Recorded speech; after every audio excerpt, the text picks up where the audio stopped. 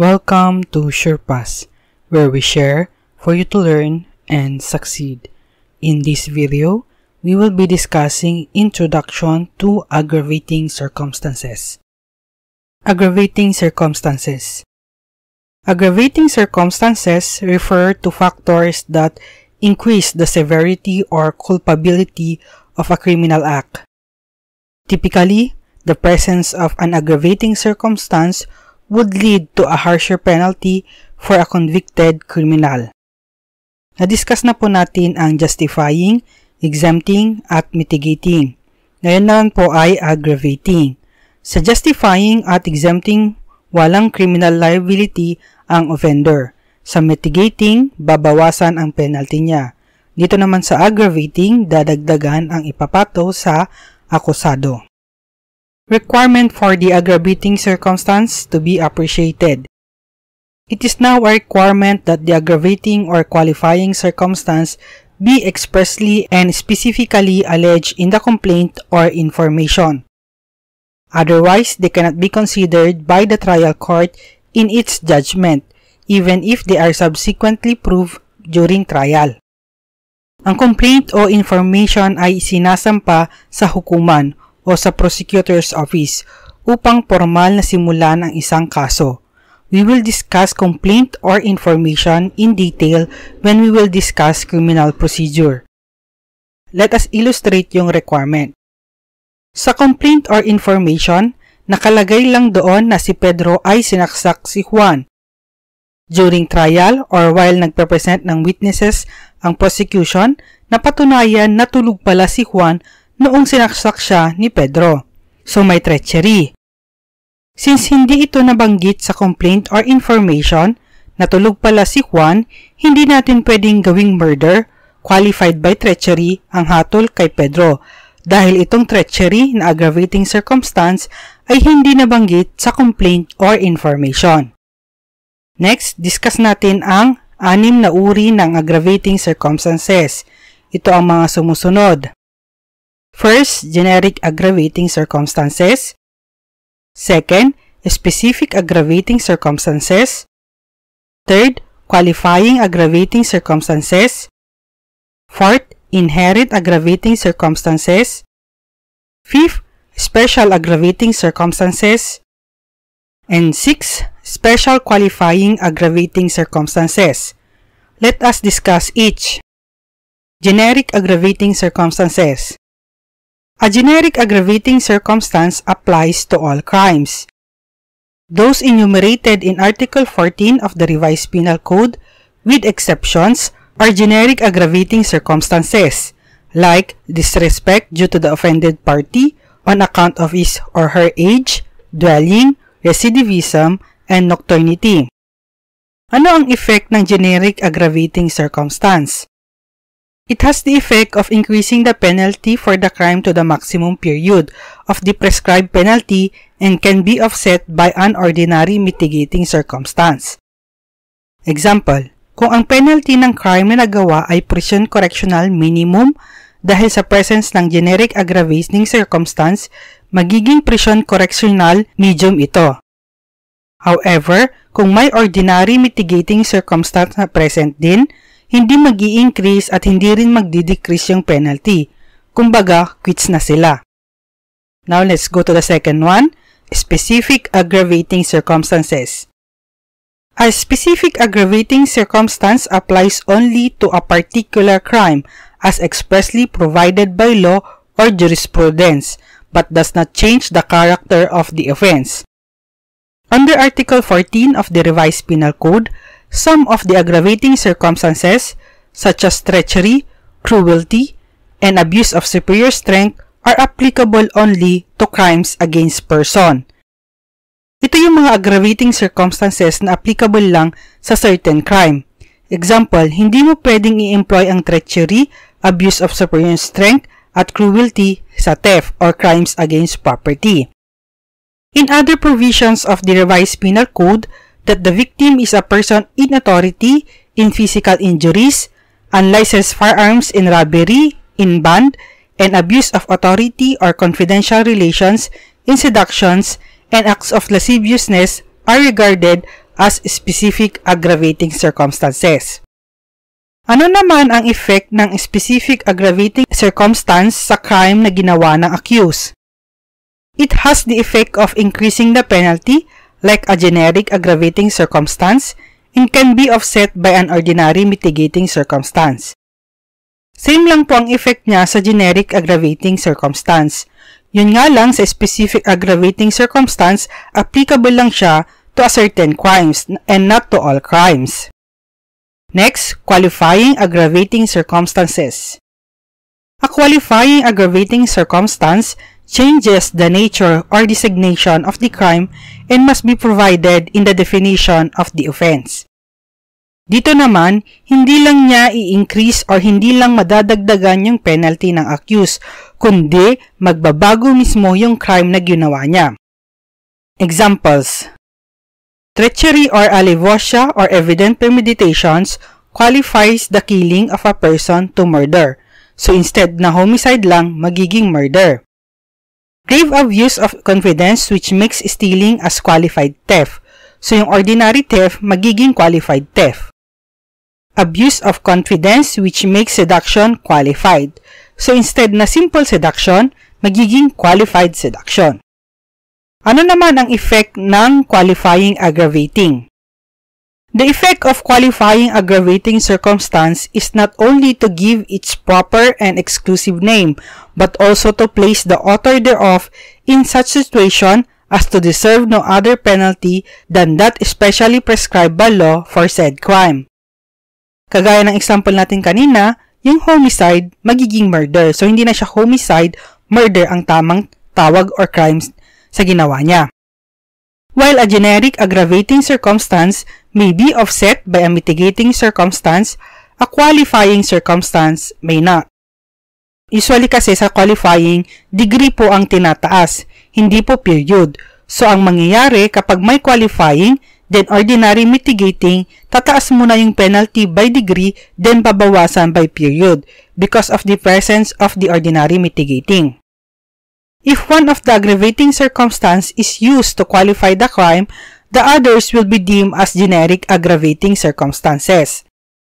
Example: where treachery has already been appreciated to qualify the crime as murder, the presence of evident premeditation should be considered only as generic aggravating circumstance. Kung wala sanang treachery, itong evident premeditation, qualifying sana ito at hindi sana siya ma-offset ng ordinary mitigating circumstance. Since may treachery na nag-qualify sa crime, yung ibang qualifying magiging ordinary na lang. Since ordinary na lang ito, pwede na itong ma-offset kung may ordinary mitigating. Ano naman ang difference ng qualifying at generic circumstances? Generic aggravating circumstances have the effect of increasing the penalty for the crime to its maximum period, but it cannot increase the same to the next higher degree. Kung ang penalty ay prison correctional pa rin siya, magiging maximum lang yung medium or medium yung minimum. On the other hand, qualifying circumstances change the description and nature of the crime and cause the imposition of a penalty graver than the crime being qualified. Yung prison correctional, pwedeng maging reclusion temporal or 2 degrees higher, depende sa crime. Sa generic aggravating circumstance, it can be offset by an ordinary mitigating circumstance. Na-discuss na po natin itong pag-offset. On the other hand, qualifying aggravating circumstances are not subject to the offset rule. Next, inherent aggravating circumstances. Inherent aggravating circumstances are those that necessarily accompany the commission of the crime. Ito naman yung aggravating na part or element na ng crime mismo. It is an element of the crime and is no longer considered in the determination of the penalty. Itong mga inherent aggravating circumstances ay walang effect sa penalty, bali hindi nito papataasin yung penalty. Itong inherent aggravating circumstance ay pwedeng inherent sa isang crime pero generic or qualifying sa ibang crime. Example, Isa sa mga aggravating circumstance ay breaking of wall or unlawful entry. Sa robbery with use of force upon things, inherent itong aggravating circumstance na ito. Kasi yun yung essence ng robbery with use of force upon things. Para makapagnakaw yung accused, maninira siya ng bagay. Pero kung ang nagawa ay robbery with violence against or intimidation of persons, itong breaking of wall or unlawful entry, pwede na siyang maging generic aggravating. Sa robbery with violence against or intimidation of persons, hindi po kailangan na mag-break ka ng wall or may unlawful entry para magawa mo yung krimen. Pero once na ginamit mo yan, makukonsider itong aggravating. Next, special aggravating circumstances. A special aggravating circumstance arises under special conditions to increase the penalty for the offense and cannot be offset by an ordinary mitigating circumstance. Example, quasi-recidivism, complex crimes, mistake in the identity of the victim, taking advantage of public position, membership in an organized or syndicated crime group, use of unlicensed firearm in homicide or murder. Next, special qualifying aggravating circumstances. A special qualifying aggravating circumstance includes those mentioned in Republic Act No. 7659, which amended crimes under the Revised Penal Code and special laws to impose death penalty under certain circumstances. Ito yung mga crime na pag ginawa mo, death penalty ang hatol sa'yo. As in death penalty talaga. Hindi yung from reclusion perpetua to death. Pero remember, wala na mo tayong death penalty, so instead of death penalty, reclusion perpetua or life imprisonment ang ipapataw. Republic Act No. 7659 prescribes death penalty on the following crimes. First, qualified bribery, when it is the public officer who asks or demands the gift or present. Second, kidnapping and serious illegal detention, when the kidnapping or detention was committed for the purpose of extorting ransom from the victim or any other person. When the victim is killed or dies as a consequence of the detention. When the victim is raped, subjected to torture, or dehumanizing acts. And third, destructive arson, when death results as a consequence of the commission of any acts penalized under Article 320 of the Revised Penal Code. Take note, may mga qualifications yan ha bago patawan ng death penalty. Like doon sa qualified bribery, kung hindi naman si public officer ang nagdemand, hindi siya papatawan ng death penalty. Republic Act No. 7659 as amended by Republic Act No. 8353 provides 10 circumstances where the death penalty may be imposed for qualified rape.